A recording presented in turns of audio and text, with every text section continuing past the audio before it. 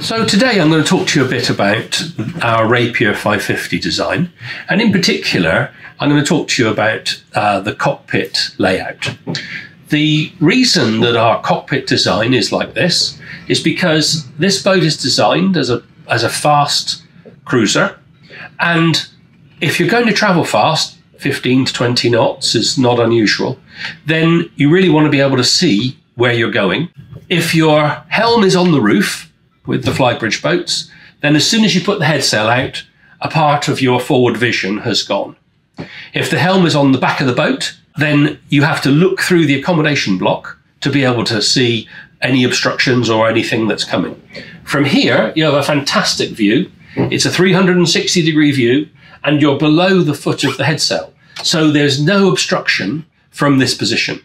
Since this boat is a single-handed sailing boat, so it's designed for a sailing couple, husband and wife perhaps, to have visiting friends to come and sail on the boat, then the whole point of taking your friends sailing is to be able to enjoy sailing with them. And so here alongside the helm position are two chaise longues almost, to be able to relax and have the off-watch crew spend time with you in company looking forward, but without the rigours and difficulties of having to get them up on the bridge deck when the wind is either too much or the sun is too much.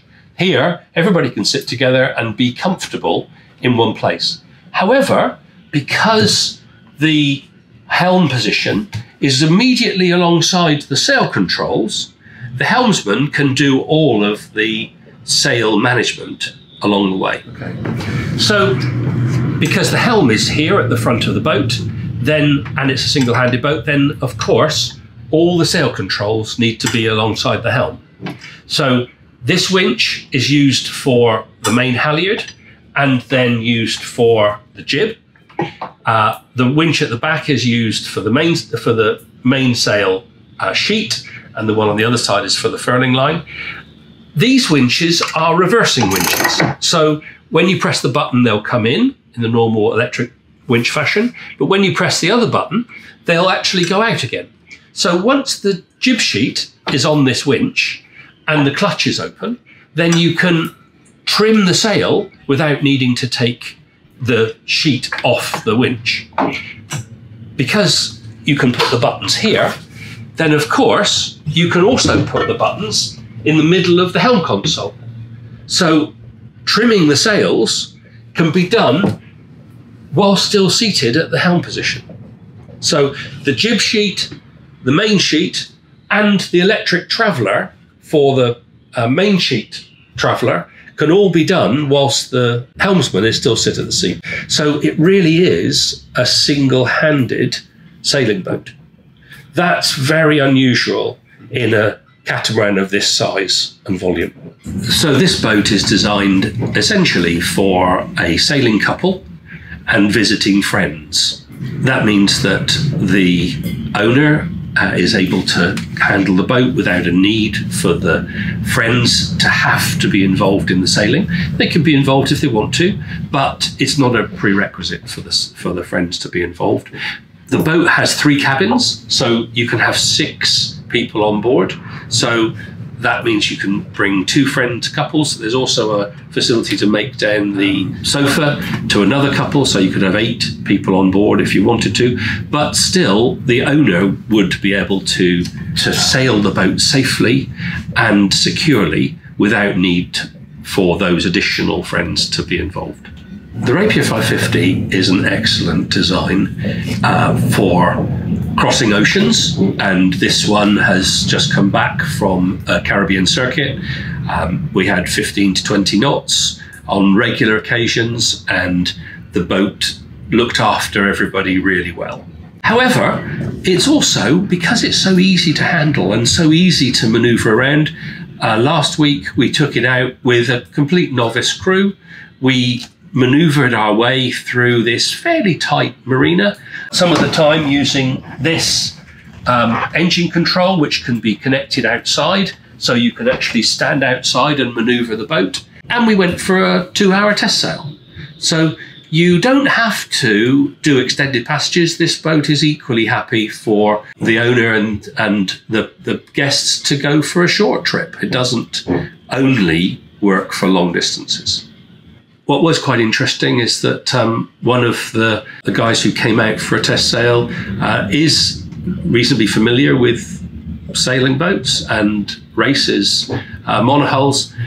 He was quite surprised to find that we were doing 11.3 knots of boat speed in just over 13 knots of wind speed, still in the harbour. The Rapier 550 was designed from the ground up as a cruising boat with good performance in safety.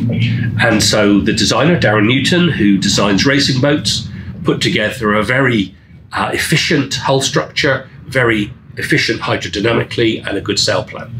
But the key with any performance catamaran is to keep the weight down. So one of the ways of keeping the weight down is to use exotic materials, and the boat is carbon in many structure, many bulkheads. You can see carbon through the boat as you walk around it. One of the other ways of taking weight out of it is not to include some aspects that other boats have. And so most catamarans of this size would have a cockpit and a saloon. The cockpit has a set of seats in it and a table. The saloon has a set of seats and a table. That's extra weight. You can't sit in both at the same time. So why have both sets of tables and chairs and all that weight? So the Rapier 550 design has one set of seating and tables, comfortable seating. By the way, the outside cockpit one, which is where most people sit, is actually uncomfortable because it's usually moulded into the boat. On the Rapier 550, you sit in the comfortable seats, and if you want to be outside, you open all the windows, you open all the doors, you open the roof, and you're sat outside. The 550 has a bigger ability to open space than any other concept, any other catamaran design available. And yet you still have a nice open feel through the whole of the boat, right from here, right back through to the back deck. Even to the extent that we've designed the davits for the dinghy so they're below the rear beam. So when you look out through the back from here, you can't actually see the dinghy. It's a nice, complete open view, a complete open perspective. So I've been enjoying this catamaran now for the last 8 months. And one of the things I've really learned about it is how difficult it is for people to really understand it. If I can get somebody on board for 30 or 40 minutes and explain to them all of the different aspects of it, how and why it sails as well as it does, how and why it's as comfortable and relaxed as it is, then they get it. But in a short video, it's really hard to do that. So one of the problems that we've had with this design right the way through is to be able to help people understand that it is as quick and as exciting and interesting to sail as some of the performance or racy brands.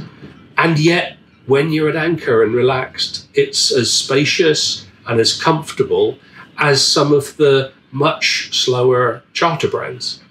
The boat's ability to cover both of those aspects of people's cruising is something that's hard to get across without bringing them on board and letting them experience it. Hopefully this video will help you with that. So just as an aside, whilst we've been making this video, the wind has been blowing north of 30 knots, and yet we are still comfortable and able to have a proper conversation. There are very few other catamarans that you could do that, because you'd be squashed into a small saloon whilst the cockpit was virtually untenable.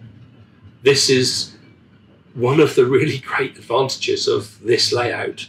You can open it all up and be outside, or you can close it all in and everything is inside. One of the other things that this boat is really good at, of course, is long distance passage making. We did a transatlantic in December last year, and we crossed the Atlantic in 15 days. However, that doesn't really tell the story. We had a very inexperienced crew. It was only me on board that had really done any sailing, so it was essentially a family crew. And we had a big depression came through, which brought quite a lot of heavy weather. We ran under just the jib for about 4 days. But certainly, if we'd had a normal Atlantic crossing, then that should easily have come down to 12 or 13 days.